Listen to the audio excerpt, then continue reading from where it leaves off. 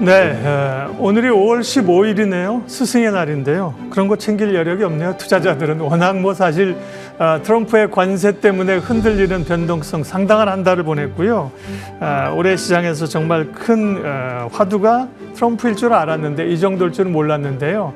변동성 속에서 또 뭘 보면서 시장을 대응해야 될지 오늘 전략 세우기 위해서요. 숭실대 금융경제학과 신동준 교수님 딥사이트 시간에 모셨습니다. 어서 오십시오. 네, 안녕하세요. 네, 이 시간에 저희가 조금 주제들을 갖고 깊게 얘기하는 그런 시간인데요.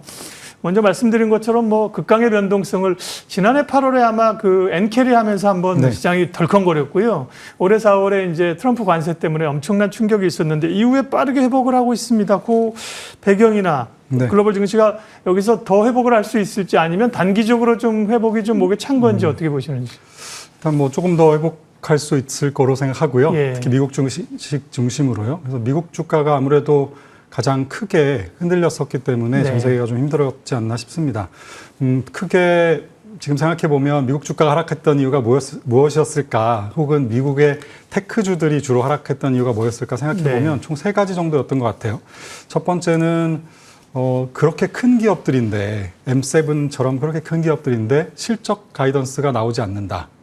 그러니까 앞으로 내가 매출이 얼마나 되고 비용을 얼마나 쓰고 그래서 올해는 얼마나 정도 벌 것 같고 내년 얼마 벌 것 같아서 적정 주가가 얼마입니다라는 것을 좀 회사도 가이던스를 제시할 수 있고 애널리스트들도 주가 전망을 할 수 있는데요. 목표가를 낼 수가 있는데 지금 관세 때문에 모든 것이 다 불확실하다 보니까 실적 가이던스를 내는 것을 포기하는 이 기업들이 굉장히 많았죠. 그래서 한때 미국이 신흥시장 같습니다라는 이야기를 많이 했었잖아요. 근데 그 신흥시장 같다는 게 굳이 변동성이 큰 것도 물론 있었지만 이 정상적인 가격 추정이 안 된다라는 게 적정가치 추정이 안 된다는 게 가장 컸던 게 저는 아닌가 싶습니다.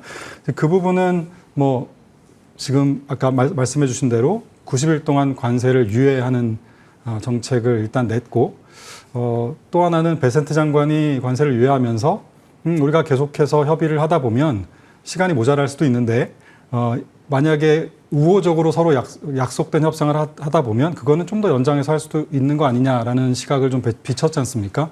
그리고 이번에 여러 가지로 중국과 미국의 입장을 봤을 때 확실히 중국보다는 미국이 조금 더 다급해 보이는 느낌을 많이 줬거든요.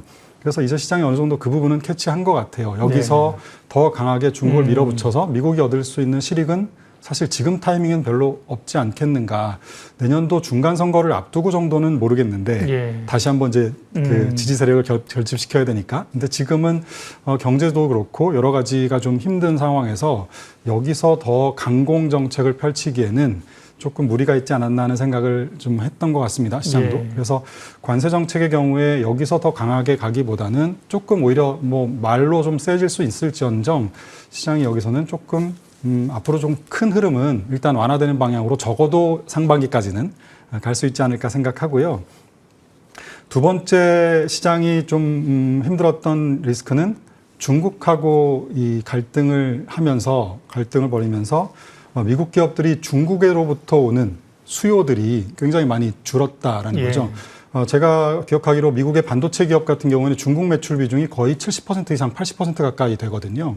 근데 중국하고 수출을 통제한다거나 이런 기술을 통제한다거나 하게 됐을 때 이들의 실적이 과연 유지될 수 있겠는가, 이들의 수요 기반이 무너지는 것 아닌가 이런 걱정이 있었죠. 근데 이런 부분들은 중국에 대한 수요는 물론 그것도 관세를 좀 낮춰주긴 했습니다만 AI라든가 테크 핵심 기술에 대해서는 여전히 수출 통제들을 하고 있잖아요. 그런데 그 부분을 이번에 트럼프 대통령이 중동 순방을 하면서 중동 쪽의 수요를 강하게 또 이끌어내고 있어서 뭔가 수요가 조금 전환되거나 오히려 조금 더 확장되는 느낌도 새로운 수요니까요. 그런 느낌도 좀 있는 그런 상황입니다. 마지막으로 세 번째는 그동안 또 하나 시장이 충격을 받았던 것은 딥시크 충격이었잖아요. 미국이 압도적으로 기술 패권을 갖고 있다고 생각했는데 확신을 하고 비싸도 계속 샀는데 데이터 센터 저렇게 돈 많이 써도 괜찮을까 했지만 압도적이었기 때문에 크게 의심 없이 했었는데 딥시크가 나오면서 사실 그 신뢰가 의구심이 생겼던 거지 않습니까? 네. 그래서 그 부분은 어제 간밤에 이제 테슬라의 옵티머스 영상이 네. 로봇이 춤추는 영상이 공개가 되면서 상당 부분 좀 해소가 되지 않을까 하는 좀 기대를 해봅니다.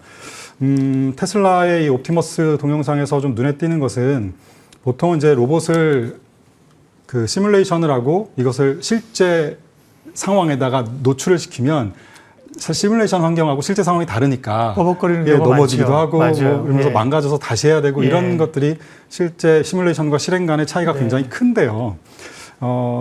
어제 했던 것은 시뮬레이션 했던 것을 뭐 그대로 어떻게 보면 실행하는 것을 바로 네. 보여준 거다라고 예. 얘기를 했기 때문에 그만큼 이 테슬라가 갖추고 있는 자율주행 시스템, 뭐 슈퍼컴퓨터라는 도조라는 슈퍼컴퓨터의 AI의 인공지능망에 대한 역량이 굉장히 뛰어난 것이 아닌가라는 사람들의 기대를 좀 불러일으킨 것 같아요. 그래서 어제 주가 보면 엔비디아하고 테슬라만 그렇죠. 좀 많이 올랐지 않습니까? 예.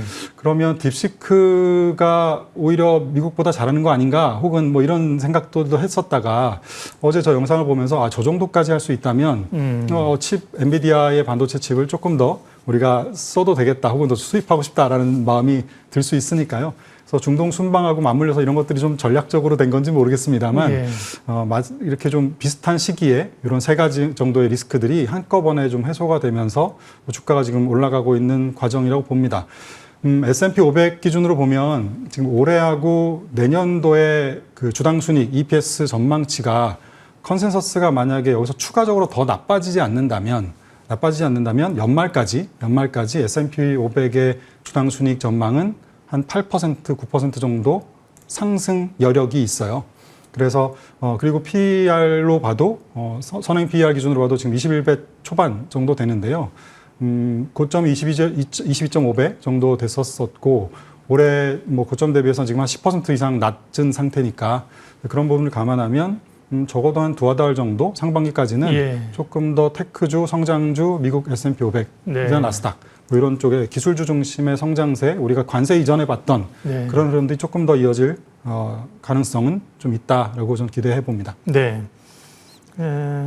신동준 교수님과 말씀 나누고 있어요. 이제 학교 강의도 지금 하시지만 그 전에 이제 증권사에 계셨고 임원하시고 그래서 뭐 내용들이 정리가 귀에 쏙쏙 들어오게 내용 오늘 들어야 될 내용의 상당 부분은 정리가 됐습니다. 네. 사실은 이제 이게 기술주의 기한 그다음에 이제 다시 랠리 좀 제한적이지 않을까 이런 우려가 있었고 관세 정책이 이제 아직도 노이즈가 많이 다 유예시켜 놓은 거잖아요. 네네. 그런 것들을 정리를 잘 해주셨습니다. 그렇게 보면 이제 관세 우려가 생각보다 더 확산될 가능성이 상대적으로 좀 낮아졌고, 네.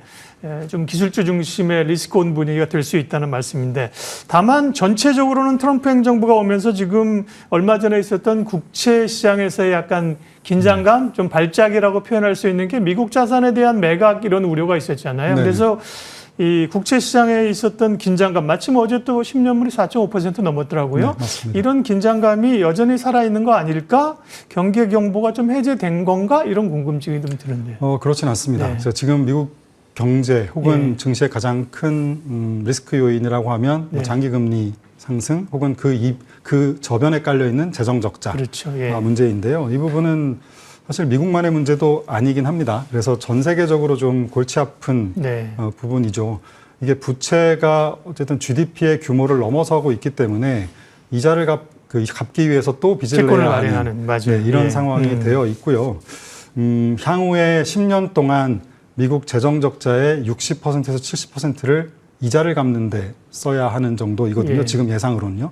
근데 트럼프의 감세 정책이 속도를 좀 더 낸다고 하면 주식시장에는 당분간 뭐 긍정적인 또 상황이기도 한데 그 부분이 조금 더 재정 적자의 폭을 키울 수 있는 네. 뭐 리스크가 되죠. 그래서 지금은 당분간은 부채한도 협상, 네. 부채한도 협상이 아직 타결이 안 된 상태이기 때문에 국채 발행이 적극적으로 지금 나오고 있지는 않는 상태예요. 그런데 상반기가 지나고 나서 이제 하반기에 들어가면서 부채한도 협상이 타결이 되고 다시 네. 국채 발행이 재개가 되고 또 이 경제 지표들도 조금 더 둔화되는 지표들이 눈에 보이기 시작해서 오히려 경기를 부양해야 된다라는 이슈들이 좀 생길 것 같고요. 네. 그러면 당연히 국채는 좀 더 발행해야 되겠죠. 재정 적자를 좀 더 내야 될 겁니다. 경기를 부양하기 위해서. 그리고 기준금리도 연준이 아마 인하하게 될 텐데 이런 것들이 좀 이제 맞물리게 되면 장기 금리에는 사실 금리가 상승하는 요인으로 여러 가지로 좀 자리 잡을 가능성이 있습니다. 그래서 저는 이게 국채 금리는 저는 지난 한 4, 50년 정도 뭐 짧게 보면 2000년대 초반부터 지금까지 그러니까 팬데믹 전까지 출렁출렁거리면서 장기 금리가 계속 하락해 왔잖아요. 경제는 좋았다 나빴다 하지만 장기 금리는 고점과 저점을 낮추면서 계속 떨어졌다가 네. 지금 팬데믹 이후에 반대 방향으로 가고 있거든요. 그래서 이 흐름이 저는 앞으로 또 적어도 1, 20년은 갈 수 있는 흐름이라고 봅니다. 그래서 경제가 나쁘면 조금 하락하고 좋으면 많이 상승해서 장기 금리는 계속해서 좀 상승하는 그림으로 저는 생각하고 있고요. 무엇보다도 이건 자금의 수요와 공급 관점에서 좀 보실 필요가 있어요. 그러니까 사실 금리라는 거는 돈을 누가 쓰는 사람과 빌려주는 사람이 누가 더 많으냐의 싸움인데 예. 사실 지난 한 팬데믹 이전에 한 20, 30년, 4, 50년 정도는 이 생산 가능 인구들이 많았고 이들이 취업하고 돈 벌어서 연금 네. 자산 가입하고 저축하고 하는 그 자금들이 다 금융시장으로 넘어왔었던 거거든요. 반면에 선진국이라고 하는 뭐 미국도 그렇고 사실 데이터 센터 이전에는 그렇게 투자할 것들이 많지 않았습니다. 그래서 자금 수요가 별로 없었어요. 그러면서 금리가 계속해서 완만하게 하락했었는데 지금 팬데믹을 기점으로 해서 아까 말씀드린 모든 나라들이 재정 적자가 워낙 정부의 부채가 심해졌기 때문에 정부가 자금을 오히려 조달해야 되는 정부가 대규모로 자금을 조달해야 되는 상황이 됐고 그러면요, 교수님 죄송해요. 네. 이제 저희가 아주 정말 다른 데서 듣기 어려운 깊은 얘기들을 하고 있습니다만 한 주제를 이렇게 더 깊게 갈 수 있는 시간은 없어서 말씀하신 거에 그러면 그런 사실 미국의 재정 적자가 지금 상당히 구조적으로 쌓여온 거잖아요. 맞습니다. 그거를 소위 트럼프가 좀 뒤집으려는 시도도 시장에서 예측하거든요. 뭐 영구채를 발행해서 동맹국들에게 사게 한다든지 조금 가능성은 떨어지겠지만 어쨌든 뭐 제2의 브레튼 우드체 같은 거나 뭔가 변혁을 일으킬 가능성이 있다. 이거는 그럴 가능성이 좀 있어 보입니까? 아니면 뭐 원하지만 할 수 없는 일이라고 보세요? 이미 그런 현상들도 나타나고 있는 거죠. 한 2주 전쯤인가요? 뭐 대만 달러가 급락하고 원화의 가치가 상승하는, 그러니까 달러 원환율이 하락하는 이런 현상들이 이제 미국이 꼭 그 액션을 하지 않더라도 그럴지도 몰라 하면서 시장이 먼저 움직이는 현상들이잖아요. 그래서 저는 그 부분도 사실 트럼프가 의도적으로 영구채로 바꾸고 이런 형태는 할 수 없을 걸로 봅니다. 그러나 그런 효과를 낼 수는 있는 방법이 있다. 효과는 얼마든지 그거를 이야기가 주변에 나오면서 알아서 이제 아시아 국가들이 다른 관세라든가 안보에 대한 리스크 때문에 그거를 일부 수용하는 혹은 그 정도의 비용을 다른 형태로 받아들이는 뭐 방위비를 좀 더 분담한다던가 최근에 중동 국가들처럼 대규모로 구매를 한다던가 뭐 이런 형태의 흐름은 나올 수 있겠죠. 근데 여기서도 하나 또 재미있는 것은 뭐 금융위기 이전까지는 그러니까 달러가 계속해서 강해지기 전까지 지난 한 2010년대 초반 이전의 상황으로 놓고 보면 아시아 국가들이 외환위기를 겪었었지 않습니까? 그렇죠. 그때의 외환위기는 주로 환율이 약세가 되는 우리나라 통화가 약세가 됐을 때의 환경인데요. 그렇죠. 그것은 우리가 부채가 많았기 때문이거든요. 달러 자산보다 달러의 부채가 달러 빚이 많았기 때문에 환율이 상승하면 우리나라의 리스크였고 아시아 국가들의 리스크였는데 지금은 반대예요. 모든 아시아 국가들이 대부분은 거꾸로 달러 자산이 많이 가지고 있기 때문에 달러가 약세로 가면 이게 또 오히려 그게 리스크입니다. 자산이 손실되는 리스크가 있고 2년 전인가요? 그 실리콘밸리 뱅크의 경우가 딱 그 케이스죠.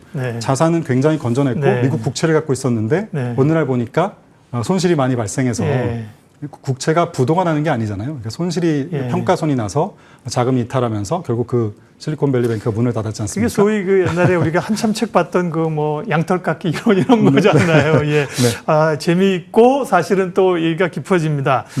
그 AI 얘기는 뒤쪽에 좀 우리가 이제 어떻게 스탠스를 잡을까를 조금 넘기고요. 경기 침체 얘기만 잠깐 갈게요. 지금 예를 들면 한 적어도 한 2분기 정도까지 2분기, 3분기 제가 듣기로 2분기 한 3분기 초반까지도 이런 약간 회복되는 분위기가 있을 걸로 보셨는데 시장에서는 2분기, 3분기 가면서 경기 둔화 침체 우려를 상당히 심각하게 고민하는 분도 많거든요. 네. 그 부분은 교수님 어떻게 보세요? 만약에 관세가 그대로 유지됐었다면 네. 뭐 명백한 경기 침체죠. 예. 근데 지금 일단 관세를 유예를 했고 아마 뭐 펜타닐 규제 이런 것들을 빌미로 중국이 펜타닐을 협조하기로 했어라고 하면서 한 번 더 낮출 가능성은 네, 좀 네. 있어 보이고 있거든요.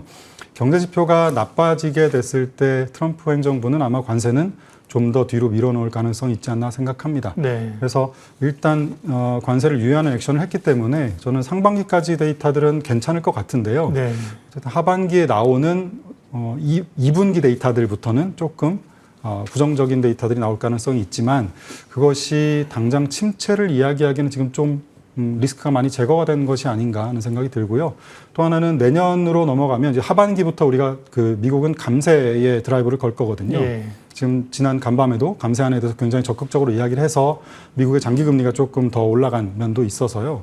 감세 정책이 하반기에 좀 더 가시화되고 지금 공화당의 목표는 7월 4일 날 대통령 서명하는 스케줄입니다. 예. 그래서 그 스케줄대로 가면 자금 집행은 아마도 연말이나 내년부터 시작되지 않겠습니까? 그래서 잠깐 혹시 경제 지표가 나쁘다 그때가 하더라도 미국 독립기념일인가요? 네, 뭐 맞습니다. 그런 걸 좀 맞춰서 이벤트를 하려고 하나 보죠. 그렇죠. 예. 그래서 예. 경제 지표가 당장 나쁘다 하더라도 예. 내년부터 대규모로 감세에 의해서 자금이 네. 나온다고 하면 시장은 또 거기에 대해서는 그렇게 크게 그러니까요. 반응할 것 같지는 않습니다. 네.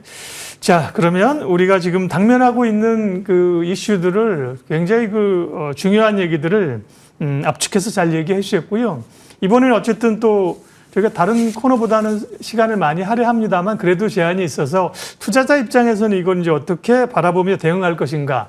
그 섹션 2에서 첫 번째 질문은 올해 글로벌 투자를 보면 역시 미국 증시냐 아니면 네. 비미국이냐 여기에 대한 궁금증이 있습니다. 네. 시장이 강세장으로 간다면 미국 증시가 훨씬 더 예. 상승 탄력이 있을 것 같고요. 만약에 약세장으로 가면 그동안 미국이 비싸서 하락했던 네. 부분이라든가 또 아시아나 특히 한국 주식이라든가 뭐 유럽 증시가 비교적 쌌기 때문에 올해 초부터 괜찮았는데요. 지금은 한국 주식을 제외하면 그래도 조금은 자국의 예전 역사적인 밸류에이션에 비춰서 봤을 때는 살짝 비싸진 수준으로 간 게 아닌가 싶습니다. 네. 그래서 지금은 아까 저는 상반기 정도까지 혹은 하반기까지라도 아까 새로운 시장의 확대, AI 시장의 확대라든가 테슬라의 기술 우위가 어느 정도 다시 있는 거 아닌가라는 기대가 생기는 국면에서는 상승장이기 때문에 다시 미국의 기술주 중심의 상승이 조금 더 우위가 있지 않을까 생각하고요. 투자자들은 글쎄요, 그렇다고 해서 다시 미국 주식으로 넘어가는가. 네. 그래서 저는 이번에 저희가 한번 크게 경험을 했잖아요. 그러니까 한쪽으로 우리가 너무 쏠렸을 때 미국, 달러, 테크 이쪽으로 네. 쏠렸을 때 변동성이 어떤 현상들이 엄청난 나타나는지 변동성을 겪게 되죠. 봤지 않습니까? 그리고 우리가 한일 소재 전쟁을 겪었을 때도 그랬지만 예. 한번 트럼프가 저렇게 세게 저쪽에 말도 안 되는 상황에 상상을 했었기 때문에 예. 유예해 준다고 해도 아마 상황이 낮으면 트럼프는 1기 때도 그랬지만 예. 또다시 하고 싶은 이야기를 할 수 있을 거예요. 예. 그러면 우리가 트럼프는 앞으로 절대로 예전의 관세 정책이라든가 이상한 얘기들 하지 않을 거야라고 생각하고 다시 미국으로 다 갈 것인가? 전 세계가 그렇게 갈 것 같지는 않습니다. 예. 달러에 대해서도 조금 해지를 하고 다른 통화들로 분산하면서 미국 주식으로 쏠려있던 것들도 다른 주식들로 자연스럽게 분산하는 그런 기회가 될 수 있을 것 같아서요. 여기서 주가가 미국 주식이 좀 더 오르면 그동안 많이 혹은 좀 힘들었던 것들 좀 회복이 되고 나면 네. 어느 정도 덜어서 다른 주식으로 네. 좀 분산하는 흐름들은 좀 필요하지 않나 하는 생각이 듭니다. 네. 그러면 그 시장을 말씀하신 상승장이든 아니면 물론 이제 전체적으로 경기 침체가 오고 시장이 정말 무너지는 국면으로 가면 다르겠습니다만 그게 아니라 적어도 회복 내지 상승 국면으로 간다면 시장에 한국 시장만 국한된 게 아니라 글로벌 시장에서 주도의 흐름들은 사실 AI가 한참 주도하고 있다가 이 투자에 대한 실효성, 딥시크의 등장 이런 네. 것 때문에 사실 상당히 지금 고뇌를 하고 있는 거잖아요. 네네. 역시 그러면 AI나 혹은 또 전력 부족 때문에 우리가 네. 여러 에너지에 대한 그 기대감들도 있잖아요. 네. 어떤 섹터들이 한국이나 미국이나 공이 어떤 섹터가 좀 주도가 될까요? 글쎄요, 저는 이거는 단기적으로는 최근 우리도 2, 3일 사이에 너무 큰 변화를 겪었던 예. 것처럼 단기적으로야 AI나 반도체주들이 그리고 에너지주들이 괜찮을 수 있을 거로 봅니다만 조금 더 긴 호흡에서 아까 큰 흐름의 포트폴리오를 리밸런싱하고 조금 더 긴 호흡에서 가져간다고 하면 미국의 테크와 AI는 뭐 그대로 어느 정도 가져가되 네. 비중을 여기에 있던 비중을 조금씩 이제는 뭐 중국의 기술주라든가 아니면 미국의 지금은 굉장히 싸졌죠. 헬스케어 관련된 주식들. 이것도 장기적으로 보면 굉장히 유망한 예. 산업들이니까요. 그래서 헬스케어 주식들이라든가 아니면 한국의 이 주주환원과 관련된 이 새로운 정부가 들어섰을 때 주주환원 정책을 조금 더 강화하는 여러 가지 대책을 낼 수 있어서요. 워낙 그 부분이 우리가 저평가돼 있기 때문에 그런 흐름들을 조금 더 같이 감안해서 향후 한 1년에서 2년 정도 적어도 그 정도의 흐름은 좀 보시고 하는 게 어떨까 싶습니다. 네, 우리 뭐 기업이나 주식도 대부분 글로벌 트렌드를 이제 쫓아가는 거고요. 반도체, 뭐 AI, 조선 다 마찬가지고 마지막에 말씀하신 주주환원과 관련된 것은 약간 물론 이제 글로벌 트렌드이긴 합니다만 우리 내부적인 또 가야 할 단계잖아요. 네. 그러면 수혜를 받을 수 있는 거는 역시 뭐 그러면 1차적으로 생각하는 금융주인데. 맞습니다. 예. 네. 아무래도 뭐 증권주라든가 예. 금융주도 괜찮아 보이고요. 예. 글쎄요, 이게 뭐 꼭 산업도 물론 저는 증권주 괜찮아 보이는데 네. 산업의 측면에서 그렇지만 뭐 기업들별로 혹은 그룹별로도 또 그 주주환원 관련된 여러 가지 정책들을 내는 데들이 있으니까요. 예. 뭐 관련된 어떤 종목을 사시기보다는 주주환원 관련된 기업들을 잘 모아놓은 어떤 꾸러미로 된 ETF나 펀드들을 네. 하시는 것도 저는 뭐 괜찮을 것 같습니다. 네. 그럼 마지막으로 사실은 이제 대선이 이제 우리 임박했잖아요, 그죠? 어떤 대선 정책이나 정강 뭐 이런 걸 떠나서 어쨌든 누가 되든 간에 사실 우리가 그 작년 12월부터 있었던 쌓여있던 이 불확실성, 그죠? 네. 이거를 극복하기 위한 노력들을 다방면으로 하지 않겠습니까? 네. 그런 점에서 투자자들이 좀 포인트를 잡을 게 있다면요. 글쎄요. 그러니까 새로운 성장 동력을 우리를 뭘로 삼아야 될까라는 걱정이지 않습니까? 장기 성장 그렇죠. 예. 네. 그래서 어떤 정부가 들어서든지 새로운 성장에 대한 고민은 뭐 다 비슷한 것 같습니다. 네. 뭐 AI라든가 뭐 이런 엔터테인먼트 뭐 이런 것들이 비슷한 것 같은데 저는 아까 말씀드린 주주환원을 기본적으로 해결하지 않으면 네. 한국 증시의 미래가 사실 굉장히 불투명하다라는 차원에서 어떤 업종을 가리지 않고 주주환원과 관련된 뭐 그 천병에 있는 금융주들이 가장 먼저일 것이고 네. 그 뒤에 있는 주주환원 관련된 정책들이 필요해 보이고요. 또 하나는 우리가 딥시크나 AI를 봤지만 우리가 엔비디아의 칩을 만들 수는 없겠죠. 그렇지만 그 칩을 활용해서 딥시크 이상의 창의적인 뭔가 응용은 할 수 있는 기술들 혹은 창의성들은 한국 사람들이 많이 갖고 있지 그 않습니까? 딥시크가 보여준 거죠. 예. 맞습니다. 예. 그래서 그 부분에 대한 우리는 또 여러 가지 네. 소프트웨어 주식들이라든가 AI로 예. 서비스할 수 있는 회사들이라든가 이런 것들은 저는 상당히 유망하지 않을까 기대해 봅니다. 네. 오늘 딥사이트 최근에 올해 들어서 우리가 겪고 있는 엄청난 변동성과 기저에 깔린 이슈들 또 사실 글로벌 패권에 관한 이야기 산업의 트렌드 이런 얘기까지 깊은 이야기들을 충실대 금융경제학과 신동준 교수님 말씀 들었는데요. 네. 머리가 좀 맑아지는 느낌이 정리가 되는 듯한 느낌을 가졌습니다. 네. 오늘 말씀 고맙습니다. 고맙습니다.